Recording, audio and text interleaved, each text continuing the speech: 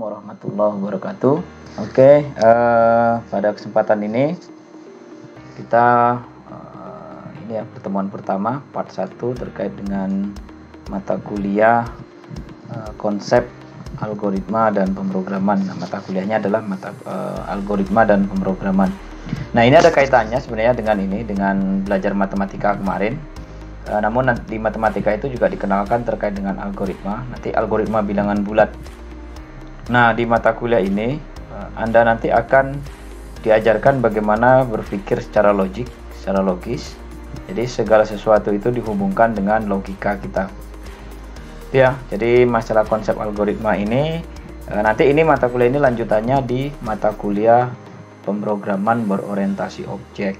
Nah, ini relate dari mata kuliahnya adalah matematika sistem informasi. Ini kira-kira matematika sistem informasi. Nanti di semester 2 itu ada data analisis dan pemrograman berorientasi objek.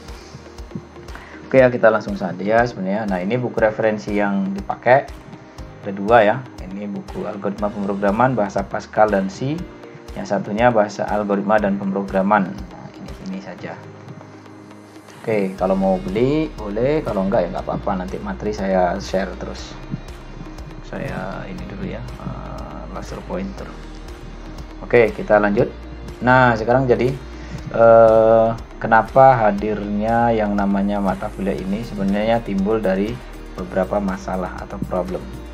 Jadi bagaimana kita menyelesaikan masalah? Ada teknik dalam menyelesaikan permasalahan atau teknik penyelesaian persoalan. Bagaimana caranya kita? Nah, ada banyak kasus di dunia ini, di masyarakat terkait dengan masalah-masalah yang pelik yang perlu diselesaikan secara matematis dengan menggunakan algoritma. Nah, inilah fungsi dari algoritma itu diajarkan. Jadi algoritma mengajarkan bahwa kita itu untuk berpikir kritis dan berpikir logik seperti halnya yang nantinya akan kita implementasikan ke dalam bahasa komputer atau bahasa pemrograman komputer. Ini ya, jadi pertama itu didasarkan dari masalah. Kalau dari pengertiannya sebenarnya atau dari KBBI, permasalahan atau persoalan itu sesuatu yang harus diselesaikan atau dipecahkan ya. Sebenarnya masalah itu harus diselesaikan, bukan dipecahkan. Kalau dipecahkan, nah kebanyakan orang ya, kalau dipecahkan berarti ya satu masalah besar dipecah menjadi masalah-masalah yang kecil. Nah, namun kalau diselesaikan, ini ada masalah, lalu Anda harus menyelesaikannya. Nah, menurut Neopolitan tahun 96, pertanyaan atau tugas yang harus dicari jawabannya. Jadi nanti Anda akan dihadirkan beberapa persoalan, soal-soal yang perlu Anda cari jawabannya menggunakan logika. Nah, logika berpikir menggunakan algoritma itu. Nah, algoritma apa yang diajarkan? Nanti kita di sini belajar basicnya, dasar-dasar algoritma. Setelah itu Anda akan saya kasih yang namanya video pembelajaran terkait dengan algoritma, dasar algoritma ya, dasar-dasar pemrograman ya menggunakan bahasa Java itu yang dibuat oleh Pak Inggih Permana. Nanti link YouTube-nya itu akan saya berikan di setiap sesi setelah perkuliahan. Nah, nanti ketika kita sudah membahas terkait dengan logika, berarti akan saya kasihkan terkait dengan materi logika. Ketika kita sudah belajar terkait dengan percabangan ataupun perulangan, maka nanti akan saya kasih bagaimana perulangan itu di bahasa Java. Oke ya, itu sudah dibuat full oleh Pak Inggih Permana di YouTube beliau dan sudah meminta izin untuk itu diajarkan kepada mahasiswa di SI. Ini ya. Nah, ini contoh masalah nih, misalkan nih. Anda diberikan sebuah contoh masalah ya, misalkan diberikan setumpuk kartu. Ini ada kartu remi lah ya. Urutkan kartu-kartu tersebut supaya tersusun menaik berdasarkan nomornya. Sedemikian sehingga nomor kecil di atas dan nomor besar di bawah. Bagaimana caranya Anda? Jadi ada kartu remi yang ditumpuk itu. Ada kartu remi itu acak. Setelah acak Anda disuruh mengurutkan mulai dari angka 2, 3, 4, 5, 6, 7, 8, 9, 10, J, K, Q, As, Joker. Nah, itu mengurutkannya bagaimana? Nah, ya sudah, ya diurutkan saja ya, diurutkan dari kecil ke besar. Tapi bukan itu yang dimaksudkan di sini. Yang kedua, ini contoh-contohnya ya. Diberikan sebuah tabel berisi peserta ujian yang lulus seleksi. Apakah ada peserta nomor ujian X dalam daftar tersebut? Nah, berarti kasus nomor 1 itu adalah pengurutan, kasus nomor 2 itu adalah pencarian, mencari data dari sekumpulan mencari data dari sekumpulan list yang sudah terdaftar dari data tersebut. Nah, ini berarti nomor 1 itu adalah pengurutan, nomor 2 pencarian. Diberikan sebuah senarai atau list yang berisi daftar kota-kota di dunia dengan temperatur udaranya saat ini. Tentukan kota dengan temperatur tertinggi. Nah, berarti Anda harus menggunakan logika. Nah, logikanya bagaimana? Ya berarti menggunakan percabangan, misalkan if, jika temperatur di atas 30 derajat Celcius, maka itu disebut tinggi. Nah, jika tidak atau di bawah dari itu, maka dikatakan memiliki temperatur yang rendah. Nah, itu berarti percabangan. Ada dua kondisi 1 dan kondisi 2. Itu kira-kira contohnya. Diketahui sebidang tanah berbentuk persegi panjang dengan panjang dan lebar tertentu dalam satuan meter. Hitunglah luas tanah tersebut. Nah, ini mudah ya. Jadi ini mengimplementasikan, menghitung sesuai dengan bidang tanah. Nanti Anda akan menggunakan rumus-rumus yang selama di SMA dipakai. Bagaimana menghitung luas lingkaran menggunakan program. Bagaimana Anda menghitung volume lingkaran pada saat Anda menggunakan bahasa pemrograman Java. Ini contohnya. Oke, apa memang putus-putus suara saya? Tidak, Pak. Oh, enggak. Tidak, Pak. Berarti jaringan Tidak, ya? Pak. Jaringan punya Anda ya? Iya, Pak. Oke. Nah, ini contoh-contohnya. Jadi ada kasus permasalahan-permasalahan inilah yang harus Anda selesaikan. Nomor 1 mudah ya. Nah, kalau secara teknis ya sudah diurutkan saja. Nah, kalau nomor 2 ya udah dicari saja di mana namanya, dicari dari tabel itu. Nomor 4 berarti menggunakan logika. Jika dia seperti ini, maka seperti ini. Sama ya kayak kemarin ya. Proposisi bersyarat jika maka. Nah, ini ada persoalan atau masalah dalam bentuk parameter. Ini contohnya. Ini soal pengurutan. Diberikan sebuah senarai list S yang beri n buah nilai untuk S sehingga tersusun dalam urutan menaik yang tadi. Berarti ini Anda harus mengurutkan. Nah, diberikan sebuah senarai atau list S yang berisi n buah nilai. Apakah sebuah nilai X terdapat dalam S? Berarti ini pencarian. Terus diberikan sebuah senarai yang berisi n buah nilai. Carilah nilai terbesar dalam S. Nah, ini sama ya. Berarti ini mencari nilai terbesar atau pakai percabangan pun juga boleh. Yang keempat, persoalan menghitung luas persegi panjang. Nah, ini kira-kira tadi. Ini yang contohnya tadi. Jadi kita menyelesaikan menggunakan parameter-parameter ini. Oke, nanti apa itu parameter, apa itu konstanta, apa itu atribut dan lain-lain itu akan dijelaskan di pertemuan selanjutnya. Oke ya, jadi setiap persoalan umumnya mengandung satu atau lebih parameter. Parameternya apa di sini? Ada S, ada N. Pemberian nilai untuk parameter dinamakan instansiasi persoalan. Jadi setiap ya kayak kemarin ya, ada yang namanya P dan Q, kan itu sebuah parameter ya, parameter P dan parameter Q. Nah, jadi parameter itu mengandung satu atau lebih parameter. Untuk menghitung misalkan luas persegi panjang, ada berapa parameter? Ada 3 parameter. Nah, berarti parameter pertama adalah luas, parameter kedua adalah panjang, parameter ketiga adalah lebar, panjang kali lebar. Nah, untuk menghitung luas lingkaran, parameternya berapa? Ada 2. Parameter yang pertama adalah L atau luas, parameter yang kedua adalah R. Ya, Pi R kuadrat. Nah, itu kira-kira. Jadi kalau Pi-nya itu parameter sudah bawaan, jadi defaultnya dari rumus luas lingkaran. Itu kira-kira terkait dengan parameter. Oke, nggak apa-apa kalau ada jaringan bermasalah, santai saja, nanti sambil bergabung aja. Ya, ini contohnya persoalan dalam bentuk parameter. Ini parameternya ada dua, ada S, ada N.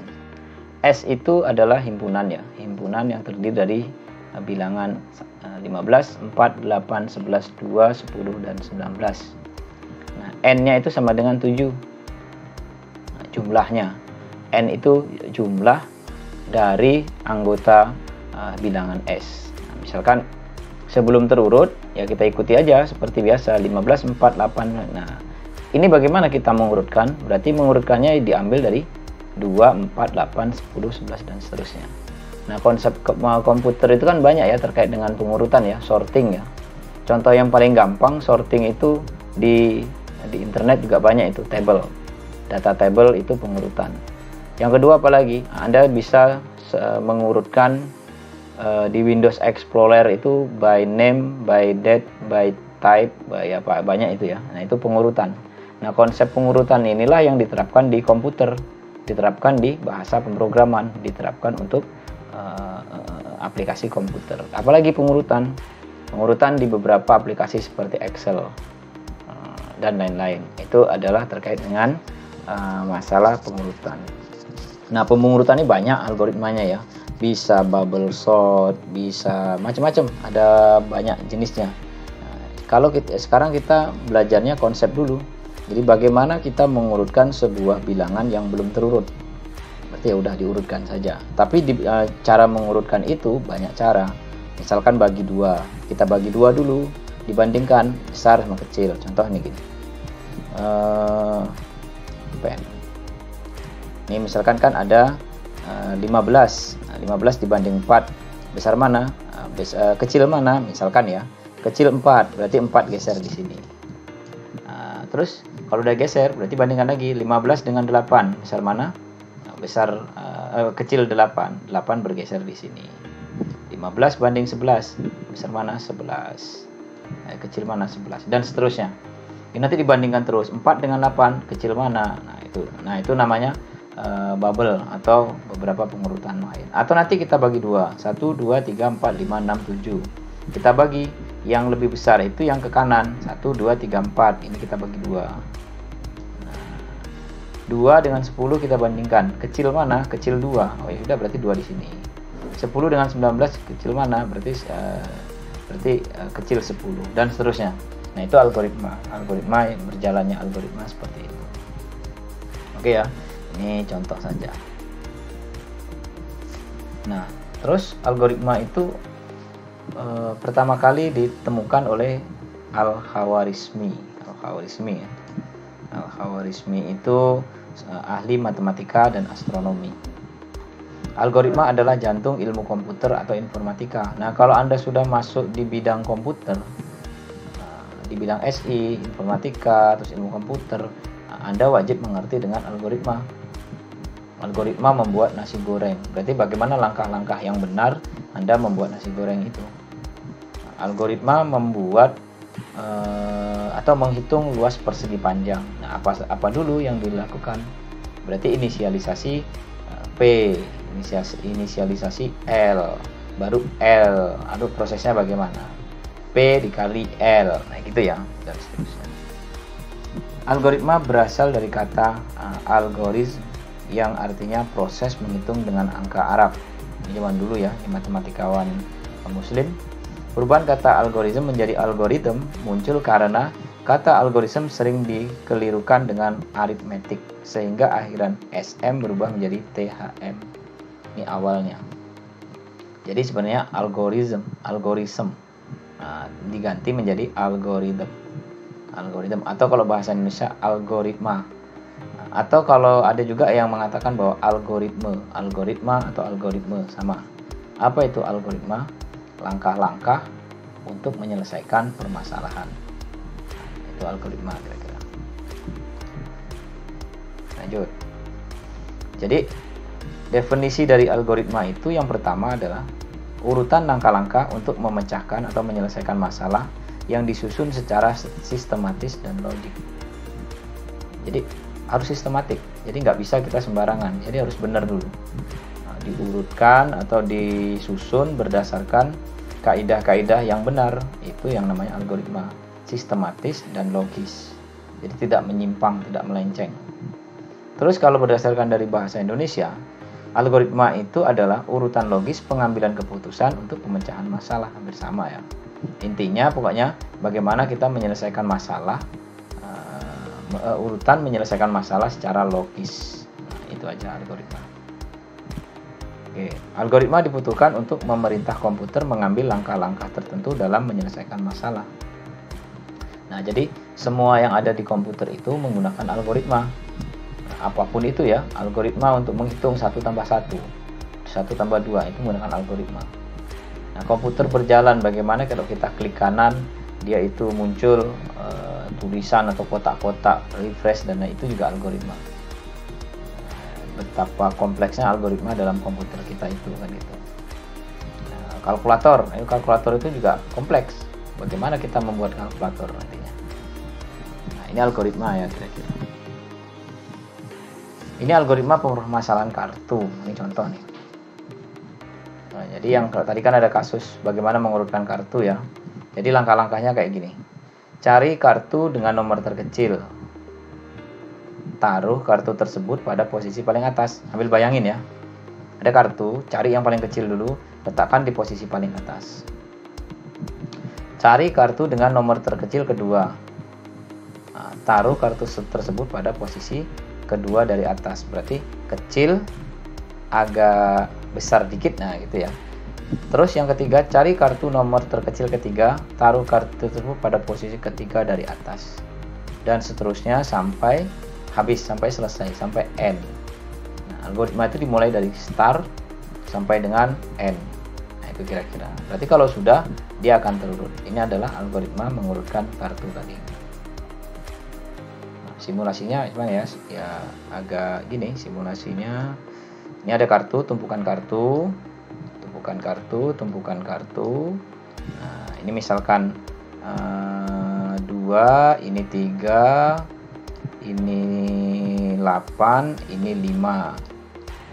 Cari yang paling rendah dulu. Nah, cari, berarti ini paling rendah, geser dia paling atas. Ini bandingkan 3, 8, 5, mana yang kecil? Oh ini 3, taruh 2. Ini 2, ini 3. Ini 5 dengan 8. Oh, 5 yang kecil. Ya udah letakkan di sini 5 dan terakhir 8. Itu kira-kira seperti itu. Ya, sama ya, kita mau ngurutin apa ditumpuk. Tapi tumpukan itu ada teknik, nah ada caranya. Tidak seperti ini. Ini langkah-langkah secara tertulis. Nah, gitu ya. Oke. Ini algoritma. Ini menukar gelas. Algoritma menukar gelas. Ini ada gelas A, ini gelas A ya, gelas A, ini gelas B. Kita akan tukar. Ini ada isinya, ini kosong. Kita akan tukar yang gelas berisi air ini pindah ke B. Bagaimana caranya? Jadi tuang aja ya. 1. Tinjau sebuah masalah sederhana yaitu mempertukarkan isi dari 2 buah gelas. Gelas A berisi air kopi dan gelas B berisi air susu. Kita ingin mempertukarkan isi kedua gelas itu sedemikian sehingga gelas A akan berisi air susu dan gelas B berisi air kopi. Bagaimana caranya? Ini algoritma nih, masalah-masalah algoritma. Banyak cara. Kalau ini dituang dulu, ini dituang langsung, campur ya. Nah, ini nggak bisa pindah ke sini lagi. Gimana caranya? Nah, ini biasanya sering di game-game flash itu ya, game flash itu kayak ada kambing mau menyeberangkan apa, pernah dengar ya?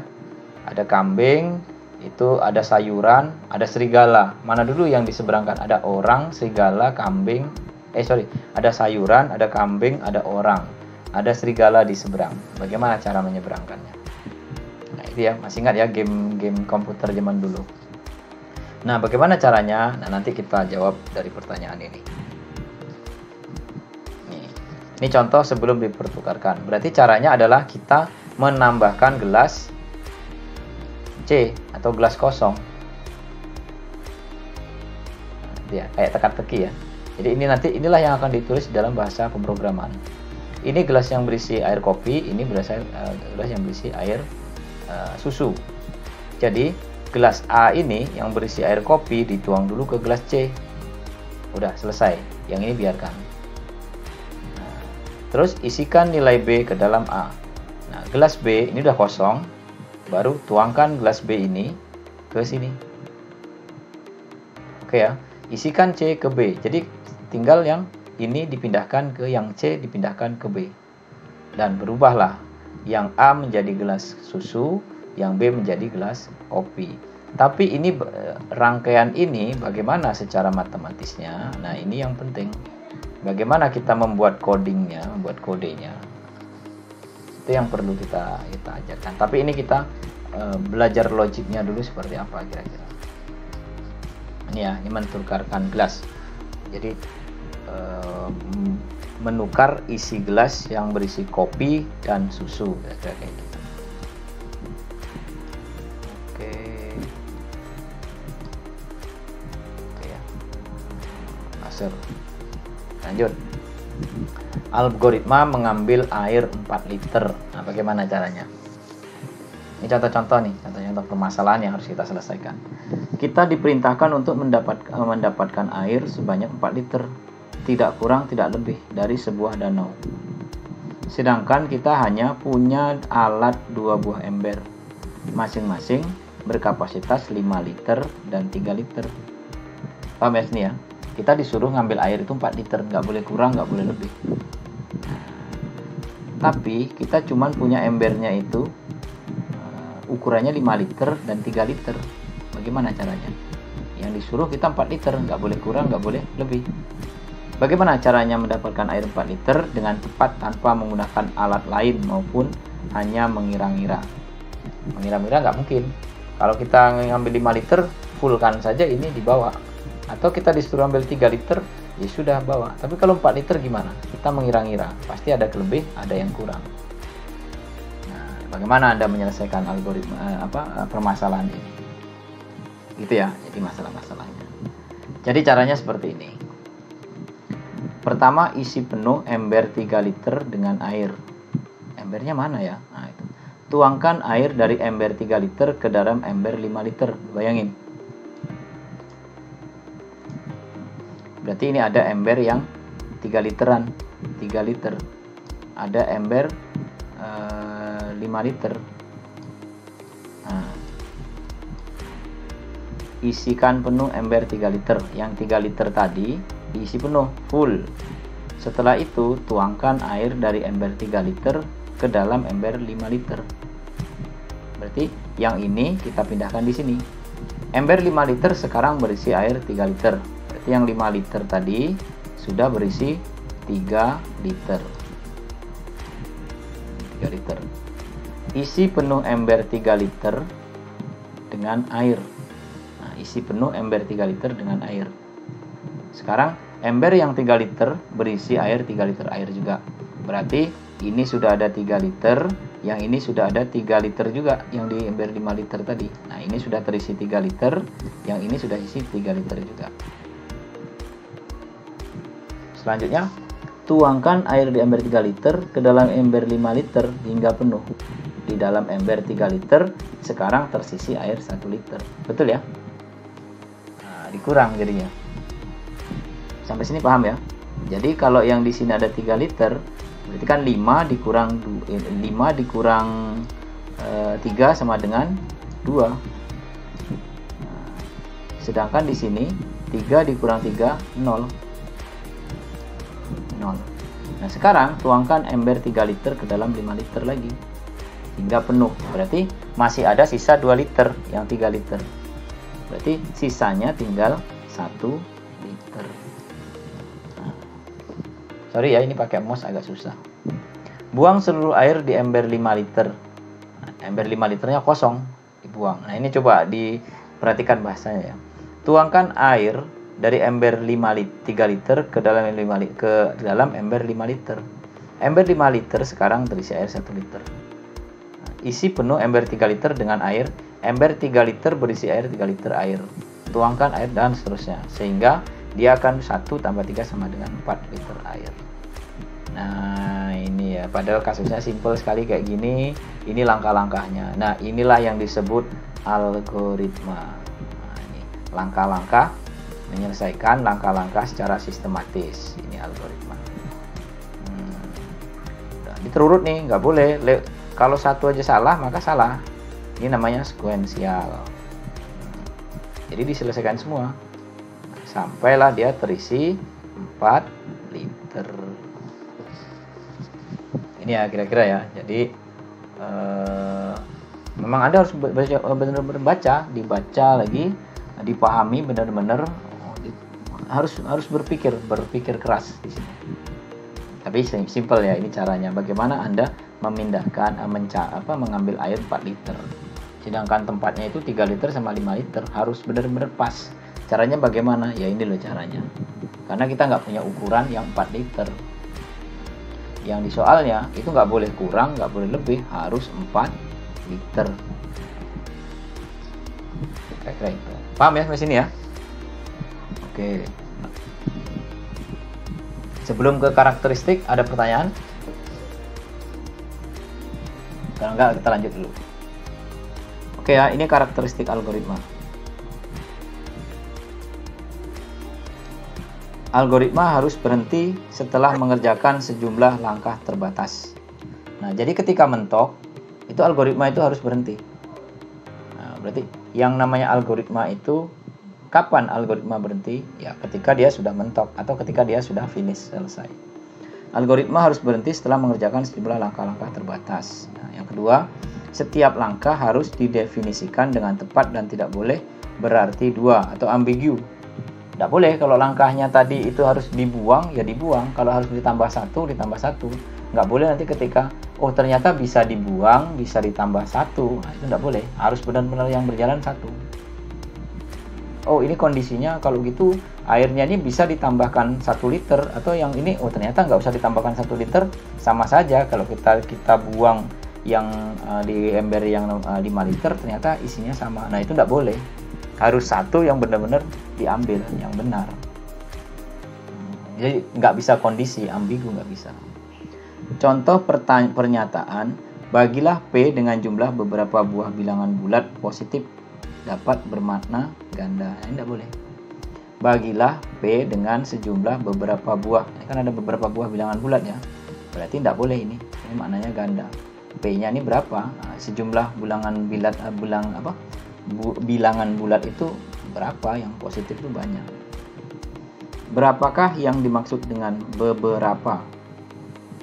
Apakah lebih jelas jika algoritma tersebut ditulis bagilah P dengan 10 buah bilangan bulat positif? Nah lebih ini ya, lebih tidak ambigu kayak ini. Dia ada nilainya 10. Algoritma memiliki 0 atau lebih masukan atau lebih masukan. Nah, misalkan inputan algoritma itu dimulai dari 0 boleh juga, 1 juga boleh.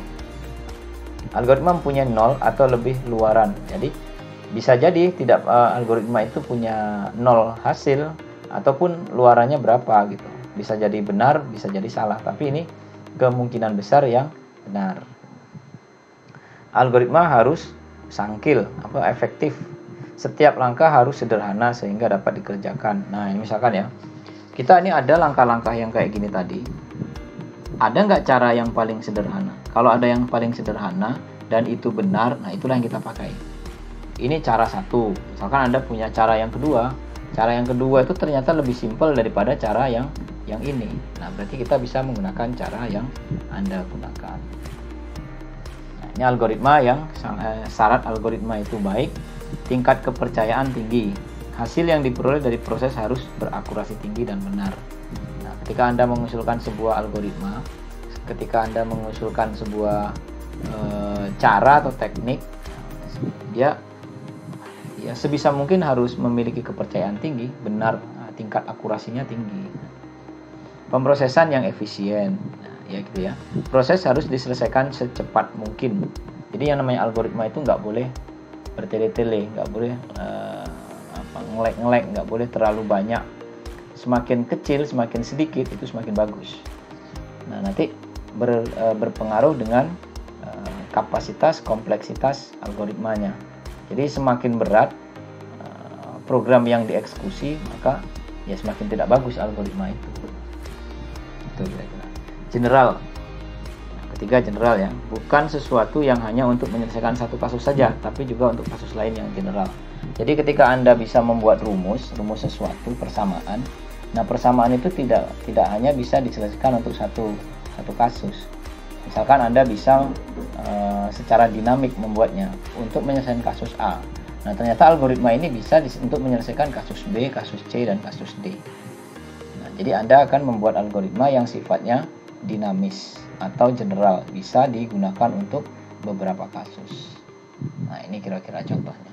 Anda pasti pusing nih, saya nggak pernah belajar algoritma sejauh ini. Nggak apa-apa gitu. Oke, lanjut. Terus bisa dikembangkan. Nah, jadi yang namanya algoritma itu bisa dikembangkan, bisa beranak, bisa punya anak, bisa diimprove dan lain-lain. Misalkan ketika ada suatu rumus itu ternyata bisa diturunkan lagi, bisa digunakan lagi, bisa dikembangkan. Nah, itu bagus. Mudah dimengerti, siapapun yang melihat bisa mengerti. Kalau Anda bisa mengganti ini, algoritma ini, Anda susah nih memahami ini. Ternyata Anda bisa punya cara yang membuat simple, mudah dimengerti orang lain. Nah, itu bisa bagus. Portabilitas yang tinggi. Bisa dengan mudah diimplementasikan di berbagai platform. Jadi kalau Anda membuat aplikasi menggunakan algoritma, itu bisa diterapkan di beberapa platform, bisa di komputer, bisa diletakkan di tablet, bisa di smartphone, bisa di laptop, bisa. Nah kira-kira gitu. Jadi dia portable ya, bisa kemana-mana gitu. Nah yang terakhir itu adalah tepat, betul, dan teliti, precise. Di precise ini ya bener ya, tepat sesuai dengan yang diharapkan, betul sesuai dengan yang diinginkan, teliti dalam memproses sebuah logika. Oke, ini syarat algoritma yang baik. Yang ketiga, efektif. Tidak boleh ada instruksi yang tidak mungkin dikerjakan oleh pemproses yang akan menjalankan. Nah, jadi ternyata Anda membuat variabelnya banyak sekali. Ternyata variabel itu tidak diproses. Anda buat aturan, ternyata aturan itu nggak ada maknanya sama sekali, bisa loncat. Nah, itu namanya tidak efektif kalau masih bisa seperti itu. Jadi seefektif mungkin. Jadi efektif dan efisien. Kalau efektif itu berkaitan dengan proses, kalau efisien berkaitan dengan waktu, biasanya gitu. Harus terminate nih, jalannya algoritma harus ada kriteria berhenti. Jadi kapan dia berhenti?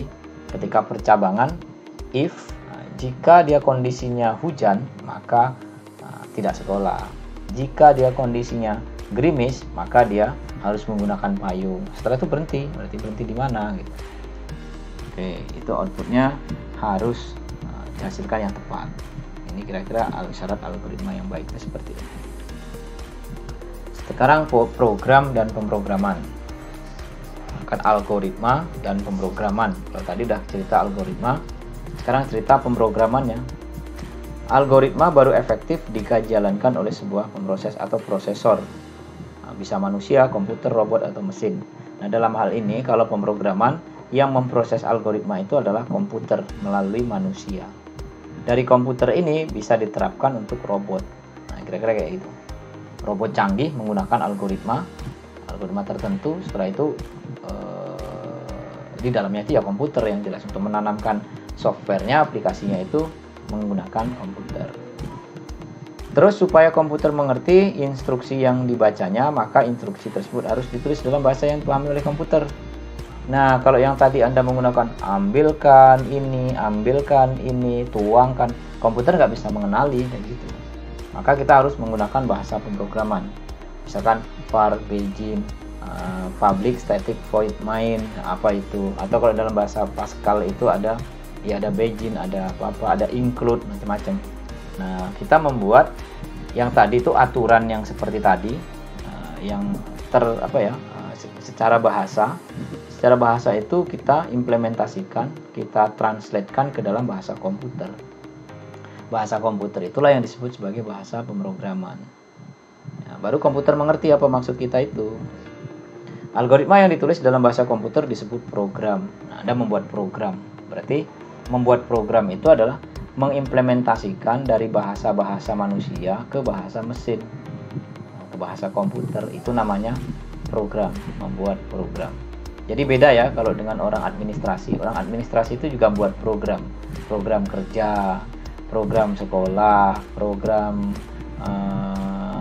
keluarga berencana, itu juga program. Tapi kalau program orang komputer itu adalah algoritma yang dituliskan menjadi ke dalam bahasa pemrograman atau ke bahasa komputer, itu program.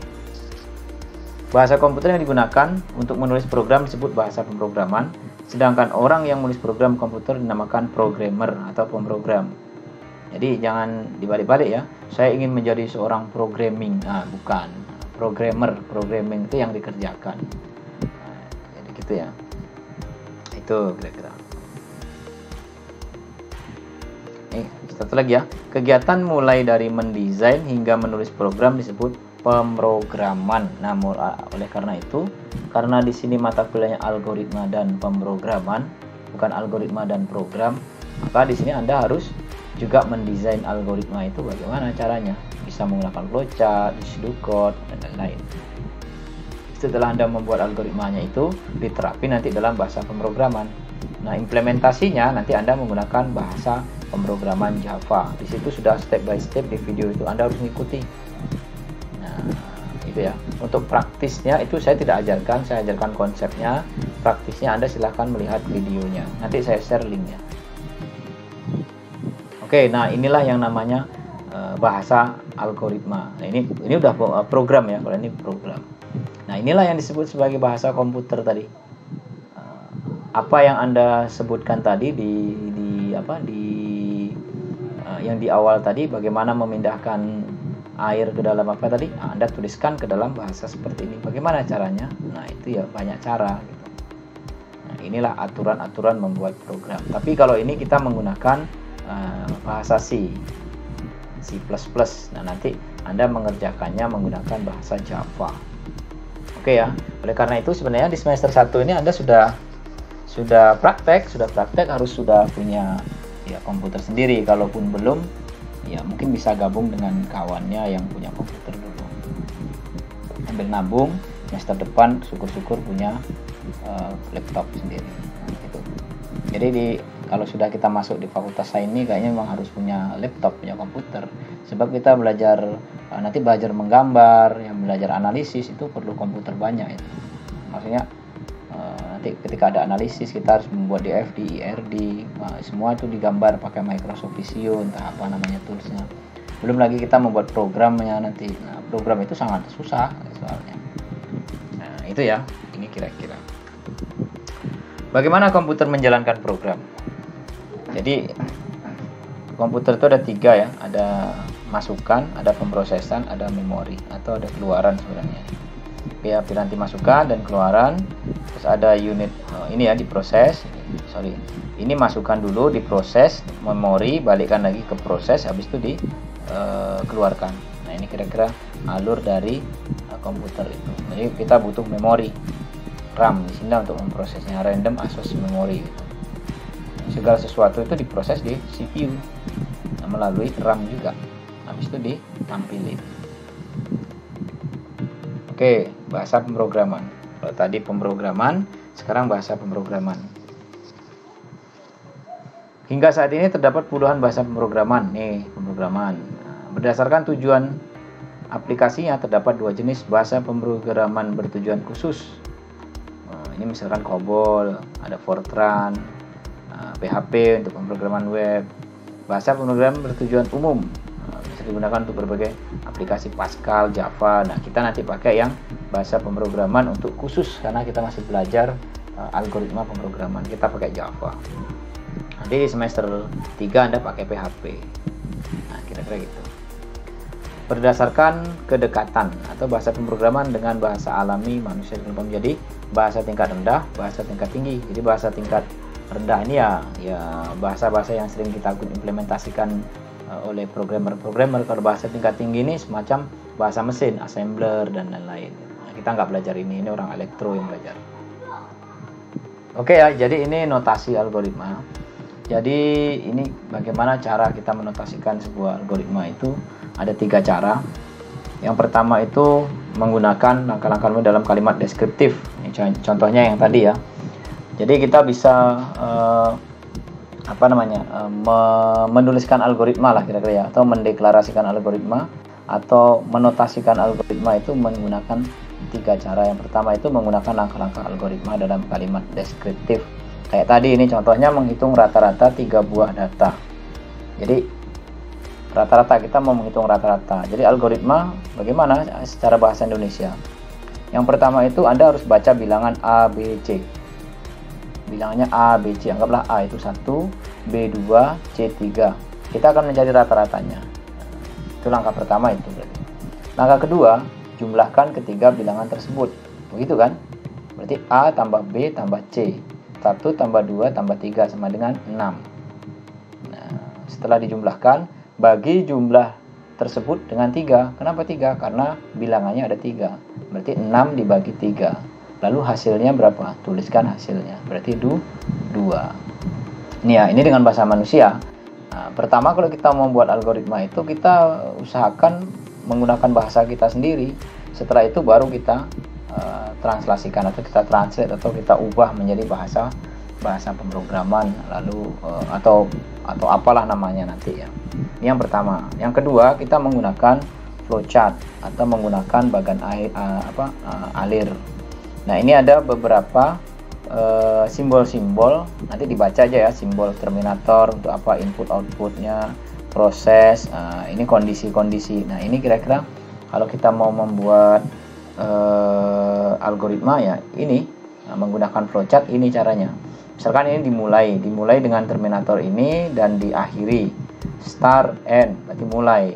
Nah, kalau ini adalah digunakan untuk menulis proses penerima data atau mengeluarkan data, berarti ini hasilnya boleh juga. Nah, kalau ini prosesnya, proses yang 3 ditambah 1 ditambah berapa tadi. Nah, karena kalau ini kondisi jika karena belum ada jika maka kita nggak pakai ini. Nah, dan seterusnya ya. Oke, ini konektor, misalkan ada beberapa percabangan atau perulangan, kita menggunakan konektor ini. Oke, nah ini notasi yang kedua tadi tetap ya pakai flowchart. Bagaimana cara menghitung luas persegi panjang? Persegi panjang itu rumusnya luas panjang kali lebar itu ya. Nah, berarti caranya adalah kita mulai dulu. Nah, kalau tadi dengan bahasa manusia, dengan bahasa kita sendiri ini, baca bilangan A. Nah, kalau sekarang kita gunakan flowchart. Kita mulai masukkan P, berarti inputan. Kalau gini input atau output. Setelah itu masukkan L. Panjangnya berapa? Panjangnya 3, L-nya 4. Panjangnya 3, L-nya 2 misalkan. Berarti kita tulis lah ya. Masukkan panjangnya 3 misalkan. Masukkan lebarnya misalkan 2. Luas. Nah, ini proses. Ini yang namanya proses tadi. Ini proses ya. Nah, kalau kayak gini ini proses. Nah, ini pakai mouse susah.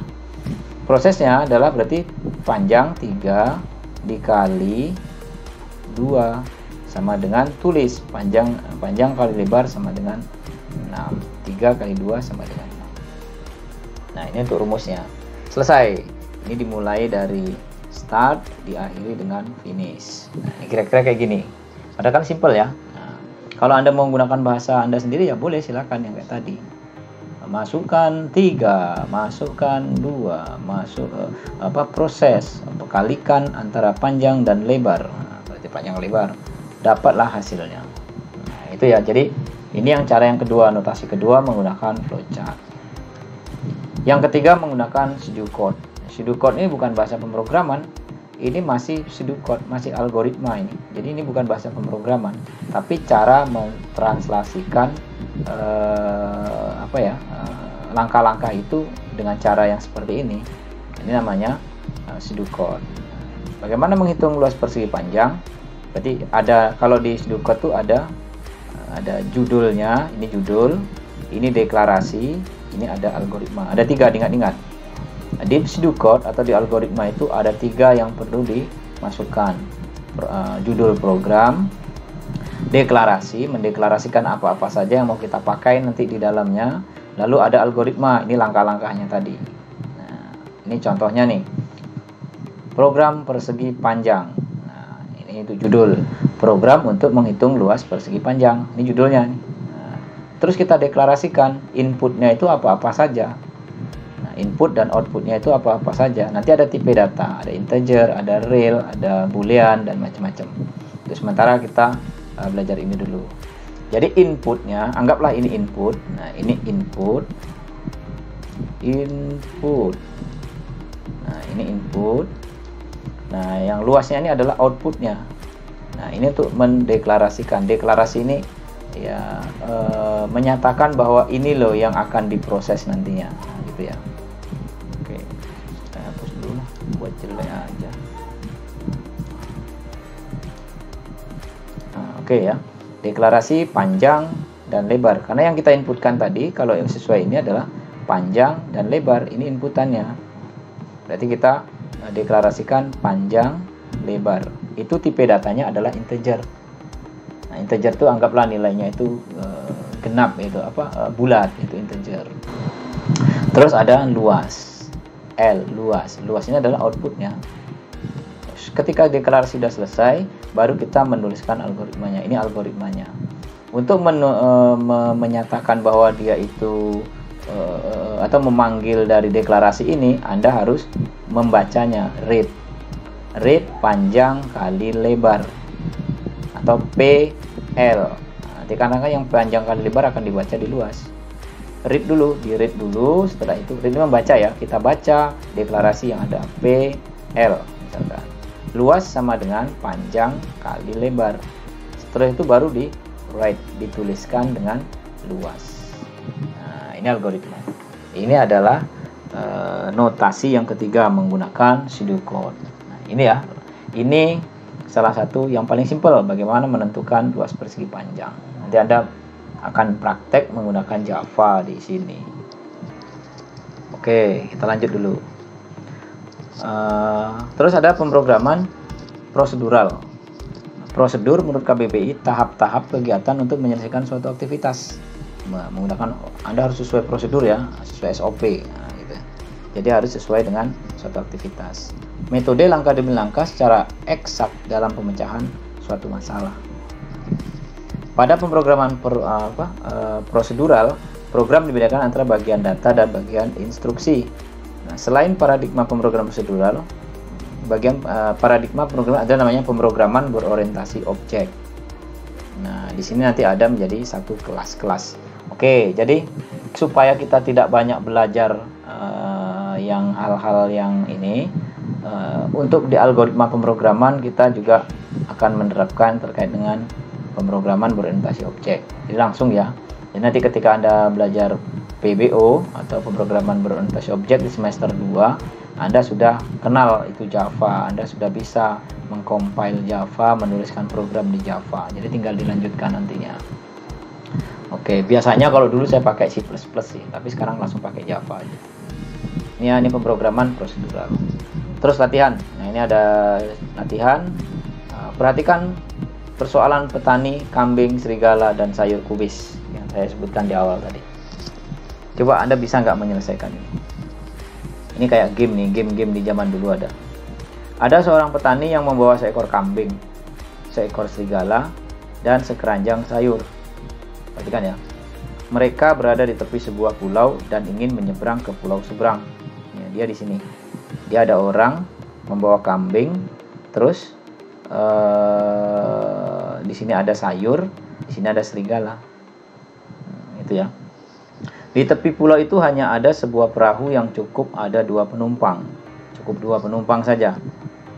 Ya, kalau nggak orang dengan kambing, orang dengan serigala, kambing dengan serigala, atau sayur dengan orang, cukup 2 saja yang jelas. Oke. Situasinya dipersulit dengan kenyataan bahwa kambing tidak boleh ditinggal berduaan dengan serigala. Nah, tanpa adanya petani, karena serigala akan memakan kambing. Betul ya? Jadi kalau serigala satu perahu dengan kambing, maka kambingnya akan dimakan serigala. Coba Anda buat algoritmanya ini. Terus yang kedua, kemudian kambing tidak boleh ditinggal bersama sayur karena kambing akan memakan sayurnya. Ketika kambing nanti sama sayur ditinggalkan di sini, maka sayurnya ini akan dimakan kambing. Karena kambing oke ya. Kemudian yang bisa menggunakan perahu hanyalah petani. Bagaimana caranya agar mereka semua bisa menyeberang ke pulau seberang dengan utuh? Nah, ini. Gimana caranya? Kalau ini sama ini jelas bisa. Tapi nanti kalau ini ditinggal, kambingnya ditinggal, dimakan serigala. Bagaimana caranya? Siapa dulu yang harus diseberangkan sehingga orang sama kambing ini berada di seberang sini? Ini soalnya. Yang kedua, buatlah algoritma menggunakan flowchart untuk menghitung luas lingkaran. Nah, flowchart tadi ya. Nah, kalau ini Anda menggunakan yang bahasa manusia. Coba, 1. Langkah-langkah untuk menyeberangkan. 1. Letakkan kambing dengan ini. 2. Seberangkan terlebih dahulu ini, baru letakkan. 3. Petani balik. 4. Nah, dan seterusnya. Sampai dapat dia itu orang ini menyeberang di sini. Nah, yang kedua, buatlah algoritma menggunakan flowchart. Flowchart yang tadi ya, ada gambar flowchart untuk menghitung luas lingkaran. Lingkaran itu luasnya adalah pi r kuadrat. Nah, berarti yang dideklarasikan apa di situ? Nah, itu ya. Buatlah algoritma menggunakan pseudocode untuk menentukan bilangan yang diinput adalah bilangan ganjil atau genap. Nah, Anda menginputkan kalau 20, nanti outputnya adalah bilangan ini adalah genap. Kalau 21, bilangan ini adalah ganjil. Kalau Anda inputkan 1, bilangan ini adalah ganjil. Kalau Anda inputkan 6, bilangan ini adalah bilangan bulat. Bagaimana caranya? Oke ya, ini silahkan dicari. Nanti kita minggu depan saya tanyain siapa yang bisa itu nilai bonus. Itu nanti saya bagikan ini. Ini latihan lagi. Program menentukan bilangan. Menentukan apakah suatu bilangan positif atau bilangan genap. Nah, ini ya udah ada semua. Ini untuk nggak jadi tugas, Beng, berarti ya yang 2, 3. Ini menghitung luas lingkaran. Berarti yang pertama kita deklarasikan pi. Nah, ini bukan deklarasi karena ini memang sudah bawaan. Pi 3,14 atau 22/7. Masukkan jari-jari. Nah, luas sama dengan pi r kuadrat. Baru dapat luas lingkaran. Ini yang nomor 2. Yang nomor 3-nya menentukan bilangan apakah suatu bilangan positif atau bilangan negatif. Jadi kita menggunakan kamus atau deklarasinya n integer lebih dari 0. Nah, m integer lebih dari 0. Ini ya. Input bilangan bulat positif. Hasil sisa bagian n dengan 2. Ini kita kamusnya seperti ini deklarasinya. Algoritmanya adalah kita inputkan n, kita masukkan angka. M sama dengan, sama dengan ini tanda panah kebalik. N mod 2. Nah, mod ini adalah sisa hasil bagi. Nilai tadi, nilai yang kita inputkan untuk nilai M, N mod 2. Nah, berarti mod itu sisa hasil bagi ya. Ingat-ingat, sisa bagi atau sisa hasil bagi samalah. Berarti M sama dengan N, bilangan yang kita inputkan, itu jika dibagi 2, hasilnya gitu ya. Jika M sama dengan 0, jika hasilnya ini sama dengan 0, maka dia adalah bilangan genap. Tetapi jika tidak, else, maka dia itu bilangan ganjil atau gasal. Itu ya. Nah, ini kita sudah masuk algoritma nih. Ini memang harus benar-benar sering membaca, sering cari referensi. Saya ulangi ya. Bagaimana untuk menentukan? Anggaplah kita masukkan input bilangannya itu adalah 10. Nah, kita input 10. Input N sama dengan 10. M ini sisa hasil bagi ya. Ini M ini untuk deklarasi dari sisa hasil bagi. 10 dibagi 2 hasilnya berapa? 5. Habis ya. Nah, itu caranya. Kalau 11 dibagi 2 berapa sisanya? 5, sekian. Berarti ada sisanya, ada sisa. Nah, oleh karena itu, kalau dia itu tidak ada sisa, maka dia dikatakan bilangan genap. Sampai sini paham? Coba, sampai sini paham? Belum? Mod 10 mod 2. Nah, sama dengan berapa?